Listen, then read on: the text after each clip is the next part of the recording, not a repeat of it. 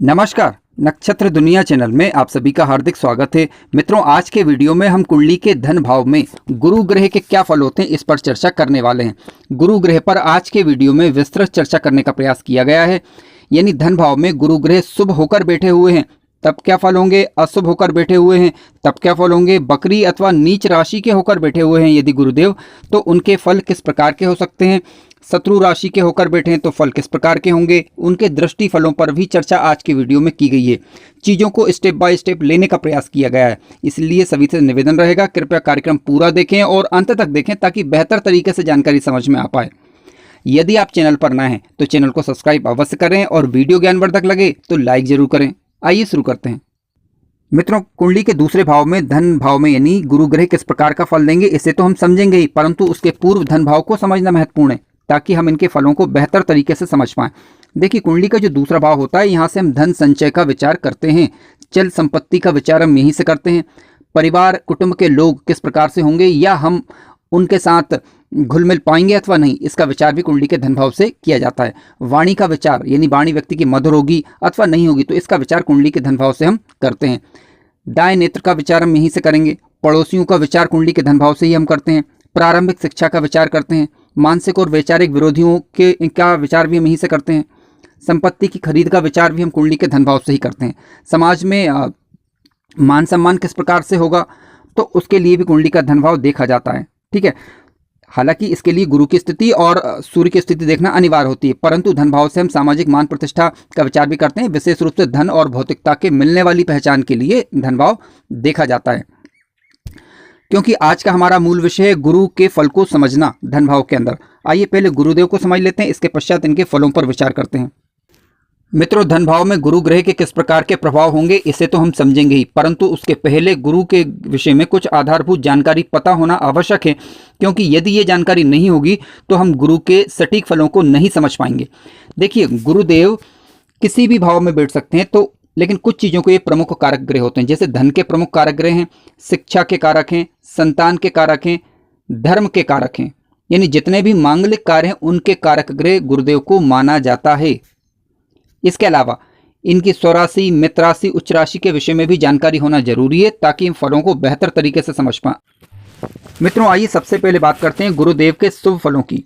गुरुदेव यदि शुभ होकर कुंडली के धन भाव में बैठ जाएं तो किस प्रकार के फल देखने को मिलते हैं। देखिए, गुरुदेव यदि कुंडली के धन भाव में स्वराशि के होकर, स्वराशि कौन सी, धनु राशि और मीन राशि, ठीक है, मित्र राशि के होकर बैठ जाएं यानी मित्र राशि कौन सी, मेष राशि, वृश्चिक राशि और सिंह राशि, उच्च राशि के होकर बैठ जाएं यानी कर्क राशि के होकर बैठ जाएं धन भाव के अंदर तो अच्छा रिजल्ट देते हैं। केवल अकेले ना हो, क्योंकि अकेले यदि होंगे तो उस भाव की थोड़ी सी हानि करने लग जाते हैं। हानि का मतलब ये नहीं कि उस भाव को पूरा खराब कर देंगे, लेकिन उनके शुभ फलों में थोड़ी कमी आ जाती है। फिर अंशबल भी देख लीजिए, गुरुदेव यदि 13 डिग्री से 18 डिग्री तक के होकर बैठे हुए यानी युवावस्था के बैठे हुए हैं तो ज़्यादा अच्छा रिजल्ट देंगे। किस प्रकार के फल हो सकते हैं आइए विचार करते हैं। देखिए, जातक की प्रकृति जो है धार्मिक होगी, जातक धार्मिक कार्यों में रुचि लेने वाला होता है, धन की कमी सामान्यतः ऐसे जातक के जीवन में नहीं रहती, सत्यवक्ता होते हैं। सबसे बड़ी बात तो ये, जो मुंह में आया वह बोल देना। हालांकि उनकी इस आदत के कारण कई बार समाज में वह अपने विरोधी भी बना लेते हैं। ठीक है, तो इससे थोड़ा सा बचने का प्रयास करना चाहिए यदि ऐसा है तो। जातक एक नज़र में अपने शत्रुओं को और अपने मित्रों को पहचानने में सक्षम होता है। ये योग्यता गुरुदेव धन भाव में बैठकर जातक को प्रदान करते हैं। क्यों? क्योंकि गुरु की जो दृष्टि होगी वह पंचम दृष्टि कुंडली के छठे भाव पर होगी और छठे भाव पर दृष्टि जाने के कारण रोग ऋण शत्रु से निपटने में जातक सक्षम होता है, मामा पक्ष से सहयोग मिलता है। ध्यान रखें कि गुरु की जब भी दृष्टि किसी भी भाव पर जब भी जा रही हो तो वहां पर आप देख लें राशि का अंक 10 ना हो, यानी मकर राशि ना हो। यदि मकर राशि होगी तो उस भाव के ज़्यादा अच्छे रिजल्ट नहीं मिलेंगे आपको, क्योंकि गुरुदेव मकर राशि में नीच के माने जाते हैं। इनकी जो पंचम दृष्टि रहेगी वह प्रतियोगिता परीक्षाओं के लिए भी सफलता के मार्ग निर्मित करती है। ठीक है, यानी उसमें सहयोगी होती है। हालांकि अन्य ग्रहों को देखना जरूरी है, परंतु गुरुदेव की बात करें तो ये उसमें सहयोग प्रदान करती है। पैतृक संपत्ति में लाभ होता है। क्यों? क्योंकि गुरुदेव की सप्तम दृष्टि जो है कुंडली के अष्टम भाव पर जाएगी, जहां से हम पैतृक संपत्ति का विचार भी करते हैं, जीवन और मृत्यु का विचार भी करते हैं। तो गुरु की दृष्टि सप्तम भाव पर पड़ने के कारण जातक की दुर्घटनाओं से रक्षा होती है, जीवन लंबा होता है, इसकी संभावनाएं बढ़ जाती हैं। हालांकि जब भी कुंडली के 6वें और 8वें भाव पर गुरुदेव की दृष्टि जाएगी तो यहाँ पर पेट जनित थोड़ी बहुत समस्याएं हो सकती हैं, लेकिन हल्की फुल्की होती हैं, ज़्यादा परेशान होने की यहाँ पर आवश्यकता नहीं है। देखिए, जातक एक अच्छा शिक्षक भी हो सकता है, अच्छा सलाहकार भी हो सकता है। ठीक है, क्यों? क्योंकि गुरुदेव देखिए इनकी नवी दृष्टि कुंडली के 10वें भाव पर जाएगी जो कि कर्म भाव है। तो जातक एक अच्छा लेखक, अच्छा सलाहकार, अच्छा उपदेशक हो सकता है, यानी अच्छा ट्रेनर हो सकता है। जातक की बुद्धि प्रखर रहेगी। हालांकि इसके लिए पंचमेश और चंद्र की स्थिति देखना अनिवार्य है और बुध की स्थिति को भी देखना होगा। तो पंचमेश की स्थिति देख लीजिए और चंद्र की स्थिति देख लीजिए और साथ साथ बुध, यदि ये अनुकूल है तो ऐसी स्थिति में जातक बिल्कुल प्रखर बुद्धि वाला होता है। जातक की सूझबूझ उच्च कोटि की कही जा सकती है। सबसे अच्छी बात यह होती है कि जातक जो है सकारात्मक ऊर्जाओं से भरा हुआ होता है। गुरुदेव यदि शुभ होकर बैठे हैं तो जातक के अंदर सकारात्मकता होगी, यानी ज्ञानी होगा, और भले ही ज्यादा पढ़ा लिखा हो अथवा ना हो, तो दोनों ही स्थितियों में जातक की सूझबूझ अच्छी होती है, यानी सही निर्णय लेने में सक्षम होता है। अच्छा मोटिवेटर हो सकता है, चीजों को तोल कर बोलने वाला ऐसा जातक कहा जा सकता है। ठीक है, ऐसे जातक अच्छे वकील, जज हो सकते हैं। यानी कुल मिलाकर ऐसा क्षेत्र जहां पर न्यायपूर्ण ढंग से कार्य करने की आवश्यकता पड़े तो वहां पर गुरुदेव सहायता करते हैं। देखिए ये तो हुआ सकारात्मक पहलू। अब अशुभ पहलू पर भी विचार कर लेते हैं, यानी यदि गुरुदेव के कुछ अशुभ फल मिले तो किस प्रकार के मिल सकते हैं, आइए विचार करते हैं।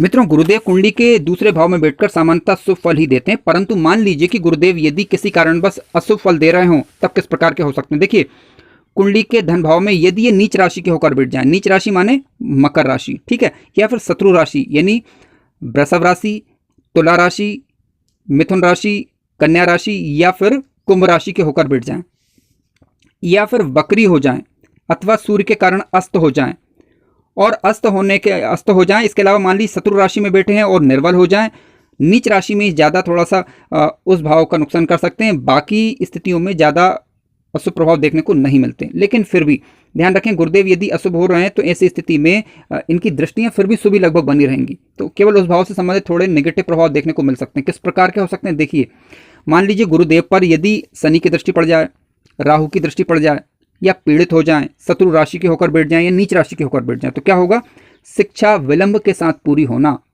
ये दिक्कत आ सकती है। क्योंकि शिक्षा के कारक ग्रह हैं गुरुदेव, तो ऐसा नहीं कि शिक्षा पूरी नहीं होगी, शिक्षा विलंब के साथ पूरी होने की संभावनाएं बढ़ जाती हैं। पहली चीज, संतान में देरी होना या फिर संतान के साथ मतभेद होना, क्योंकि गुरुदेव को संतान का कारक भी माना गया है। विवाह में विलंब होना या जीवन साथी के साथ विचार ना मिलना, इस प्रकार की समस्याएं आ सकती हैं। ठीक है, पेट जनित रोगों से व्यक्ति परेशान रह सकता है, लेकिन सामान्य प्रकार के ही रहेंगे।